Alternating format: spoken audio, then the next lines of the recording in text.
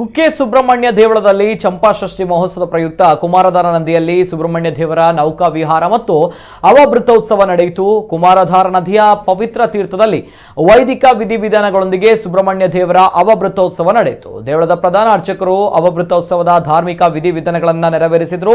ಬೆಳಗ್ಗೆ ದೇವಳದ ದ್ವಾದಶಿ ಮಂಟಪದಲ್ಲಿ ಓಕುಳಿ ಪೂಜೆ ನಡೆಯಿತು. ಬಳಿಕ ಕುಕ್ಕೆ ಸುಬ್ರಹ್ಮಣ್ಯ ದೇವರನ್ನ ಪಲ್ಲಕ್ಕಿಯಲ್ಲಿ ರಥಬೀದಿಗೆ ತಂದು ಭಂಡಿ ರಥದಲ್ಲಿ ಕುಮಾರಧಾರವರೆಗೆ ಅವಭೃತೋತ್ಸವದ ಸವಾರಿ ನಡೆಯಿತು. ಈ ನಡುವೆ ಬಿಲದ್ವಾರದ ಕಟ್ಟೆಯಲ್ಲಿ ಕಟ್ಟೆ ಪೂಜೆ ನೆರವೇರಿತು. ಬಳಿಕ ಕುಮಾರಧಾರ ನದಿಯ ಮತ್ಸ್ಯ ತೀರ್ಥದಲ್ಲಿ ಪುಷ್ಪಾಲಂಕೃತವಾಗಿ ಸಿಂಗರಿಸಲ್ಪಟ್ಟ 2 ದೋಣಿಗಳನ್ನು ಜೋಡಿಸಿ ಮಾಡಿದ ಸುಂದರ ತೆಪ್ಪದಲ್ಲಿ ಶ್ರೀ ಸುಬ್ರಹ್ಮಣ್ಯ ದೇವರ ನೌಕಾ ವಿಹಾರ ನಡೆಯಿತು.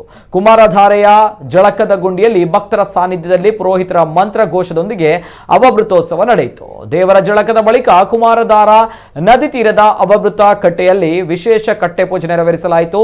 ನೆರೆದ ಭಕ್ತರ ನಡುವೆ ಕುಮಾರಧಾರ ನದಿಯಲ್ಲಿ ದೇಗುಲದ ಆನೆ ಯಶಸ್ವಿನಿ ಜಳಕ ಮಾಡಿ ಖುಷಿಪಟ್ಟಿತ್ತು.